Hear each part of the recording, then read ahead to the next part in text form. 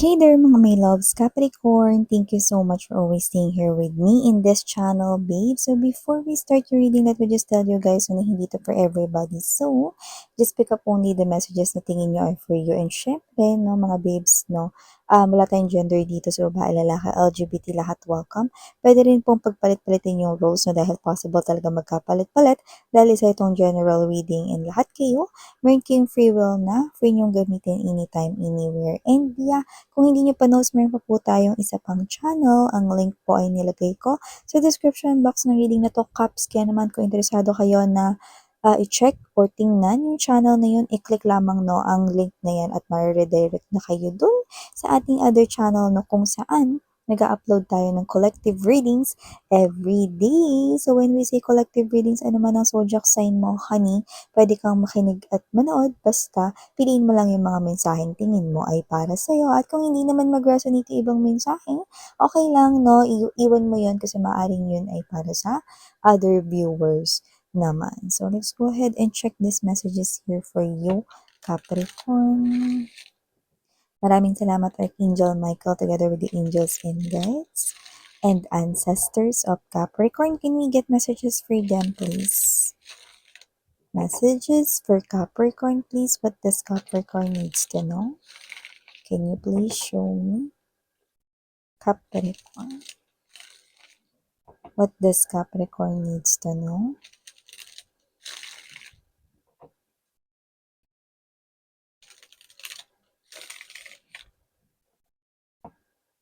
Okay, so let's go ahead and check this message right here for you, Cups.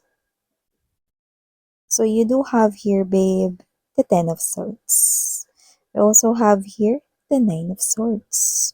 And dito din, Seven of Wands. We also have here for you guys, the King of Wands. Hanged Man is also here. Present din po ang Knight of Swords energy. Bottom of the deck, we have here the Page of Cups, the Chariot, and the Five of Swords.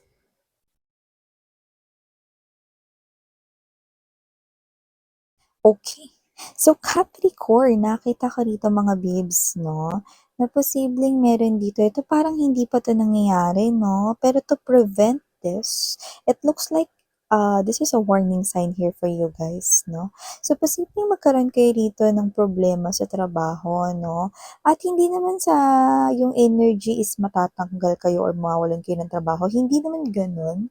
Pero posibleng meron dyan sa loob ng trabaho mga babes na hindi kayo rito type, hindi sa larangan ng love ha, kundi hindi kayo type na nandiyo dyan, no? So hindi ko alam kung nakikita ba kayo ng tao na yun as a threat, pero maaaring gumawa siya rito ng paraan upang kayo ay mapasama, no? Sa inyong boss or sa higher rank or kung may manager man kayo or supervisor or mas mataas na posisyon sa inyo, possible na siraan niya kayo ron, no? And for some reason, no, alam mo nakakaloka, may energy na matalino naman yung tao na yun, no? Kaya parang meron siya ritong gawa-gawa ng mga evidences or gawa-gawa ng mga proofs, no? Like, alam mo yung parang mukha itong real or genuine, but it's not, okay? This might be somewhat challenging here for you guys, but I'm seeing no, na light will be shed dito sa connection ni ito. I mean, dito sa sitwasyon ni ito, I mean. Kaya naman hindi magtatagumpay rito, no, na kayo ay matanggal sa trabaho or mawalan ng trabaho, like hindi. Okay? Possible pa nga na mag-bounce back ito at baka siya pa nga ang mawalan dito ng trabaho. Hindi ko naman nakikita na matatanggal siya because of this, pero baka dahil sa kahihiyan, this person here will choose to resign. Yan. Kasi may ganong klase ng energy na, ewan ko, pero kasi alam mo, no, isa kasi yung puwedeng jealousness, 'no, or baka nakikita ka niya as a threat, 'no, at yun ay isang parang nagiging evil spark ng mga human beings lalo na sa larangan ng competency. So, maaaring may kompetisyon din dito ta's ikaw di ka naman nakikipagkompetensya or puwedeng wala ka ring alam, pero ito nga 'no, ay parang hindi pa nangyayari. So, to prevent this from happening 'no, at lalo na kung ikaw 'to 'no, mapanghihinaan lang ng loob, then don't be, okay? So, 'wag ka ritong mapangwalan ng pananampalataya and faith because alam mo yun, light will shed into your situation and you will remain here your name, no, na malinis. Kaya naman, okay? Don't worry. Wala ka namang problema dyan sa trabaho mo. Okay ka pa nga dyan eh. You know? Masaya ka naman sa work mo. Kontento ka. You know? So, huwag kang umalis. Okay? It's just a bend, sweetheart. No? This too shall pass. So, maliban dyan, Capricorn, nakakita rin tayo ng energy, no? Na kung may ganyang epal sa trabaho, meron ding magkaka-love life sa trabaho. And for some reason, nakikita ko na medyo higher rank siya or boss. Hindi to konektado dun sa kakasabi pa lang natin na message. Iba ito mga mahala.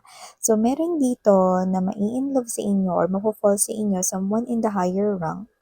Possible na boss mo. Possible rin naman na supervisor mo, manager mo, no? Or someone, pwedeng hindi mo naman supervisor, hindi mo rin naman manager, no? Pero maaaring mataas yung posisyon niya at posibleng nasa iba siyang departamento, no? Lalo na kung you're working inside a big company. Actually, that's one of the clue, no? Maybe your company is someone na super tagal na established, or your company na pinagkatrabahuhan na is pwedeng may other floors pa.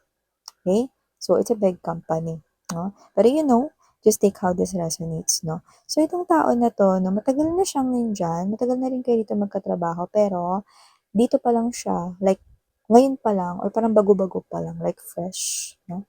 Na magkakagusto sa inyo, Capricorn. So, you might want to expect that, no? Lalo na kapag itong tao na to ay hindi ka sanay, no?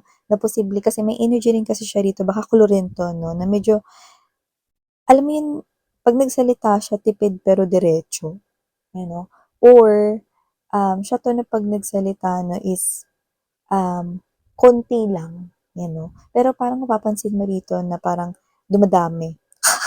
So, kung 5 words yung kaya niyang sabihin noon, 'no, ngayon parang makaka 7 to 8 words siya. Example lang yan mga babes, 'no, parang gano'n, 'no. So, dun na magsisimula na parang ibig sabihin nun,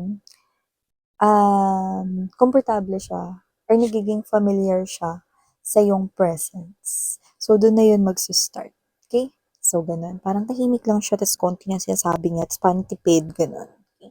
So, maliban diyan, Capricorn, nakakita rin ako rito ng energy 'no, na meron ditong nag-iisip sa inyo, pero hindi tungkol sa love life, Medyo nakakulong kasi siya sa isang sitwasyon ngayon kung saan hindi naman pera yung problema, kundi may problema siyang iba. Yung iba, maaaring ito ay sa kanyang love life. Puwedeng someone close to you na nagkakaproblema sa kanyang partner or sa kanyang love life. Puwedeng friend, puwedeng someone na family member or relatives mo. It could be anyone around you, but there's also an energy of one of your soul tribes or one of the closest people in your life.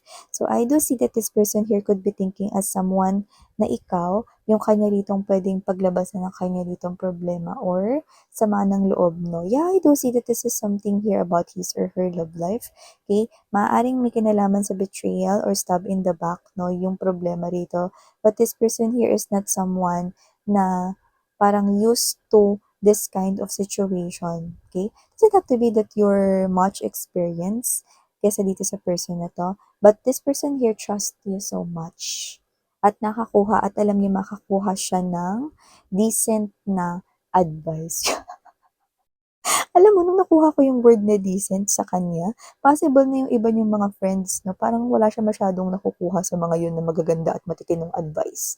Parang ikaw yung mas naiisip niya makakapagbigay sa kanya ng dissenting advice, no? Yan. So, may ganun. Could be one of your best friends from high school or college. Yan. Or could be one of the closest people in your life. Okay? Someone you're struggling sa kanyang love life. Okay? So, kailangan niya rito ng ears mo, okay? Para makinig ka sa kanya and ma-release niya rin yung sama ng loob niya, no? Ayan. So, okay. Maliban dyan, Capricorn, nakita rin ako dito ng energy na mukhang meron ditong makikipag-usap sa'yo, pero mukhang ayaw mo. Nakikita kitang maraming excuses na sasabihin at idadahilan. Dalawa yung scenario na nakukuha ko. Dito tayo muna sa scenario, um, Scenario 1 muna tayo dito. Kung sino 'tong kakausap sa inyo 'no, with the Hangman energy and Knight of Swords energy, okay? Maaaring itong person na 'to 'no, is someone na ayaw mong, makausap kasi parang malinaw na sa'yo yung lahat-lahat 'no, parang ayaw mo yung paulit-ulit, gano'n 'no. So parang, um, ayaw mo na siyang pakinggan kasi parang paulit-ulit lang rin naman yung sinasabi niya. Okay? So I don't know if you're pertaining here with the truth, but it looks like you already know kung ano yung sitwasyon. So ayaw mo nang marinig yung explanation kasi posibleng you're just going round and round and round, no? Parang pinapaikot-ikot ka lang ng person na yun kaya ayaw mo nang kausap yun, no? It could be anyone, yan, no? And dun naman sa scenario 2, okay, kaya ka dito gagawa ng maraming excuses na to talk with this person here, hindi dahil sa paulit-ulit 'no, at dahil alam mo na yung truth, okay, kundi iniiwasan mo talaga siya dahil mukhang may tinatago ka ritong nangangamoy fishy, you know. Kung sino man 'to, dito kayo sa scenario number 2 nagfo-fall. Possible na may crush kayo sa kanya pero nahihiya kayo kapag nandiyan siya. Gumagawa kayo ng excuses kasi maaaring makagawa rin kayo rito ng mga actions or kilos na baka magpahalata na gusto na gusto mo siya, yan 'no. Pero kung gusto niyong tanungin, kung gusto niya ba kayo rito 'no, sa nakikita ko, sa ngayon, gusto niya kayo na nandiyan, okey, kayo 'to 'no na parang approachable 'no at, madali lapitan 'no 'pag kailangan ng tulong 'no, puwedeng sa trabaho rin kasi ito 'no. Pero hindi naman dito maitatatwa na may chance na magkagusto rin 'yan sa'yo. Okey. Kasi iba kaya umiiwas 'no, siguro nahiya kayo sa kanya or iba parang, "Ay, 'di naman magkakagusto sa'kin 'to, iwasan ko na lang siya." Ano? Kasi dun kayo sa scenario 2 nagfo-fall. So lalapit siya sa inyo kasi meron siyang sasabihin, you know. Doesn't have to be nahihingi siya ng pabor 'no, pero maaaring meron lang siyang gustong sabihin sa'yo, ikukuwento, i-she-share, 'yan 'no. So parang feeling mo random lang yun ta's ikaw parang, "Eh, may gagawin pa kasi ako, eh." 'Yan 'no, pabebe. Or parang, um, "Ano kasi ganyan 'no, gagawa ka ng maraming excuses dito kasi you're being shy in front of your crush, you know, sa harap ng iyong crush. Sa inyo mga babes 'no, parang matutunaw yung energy mo, gano'n, 'no.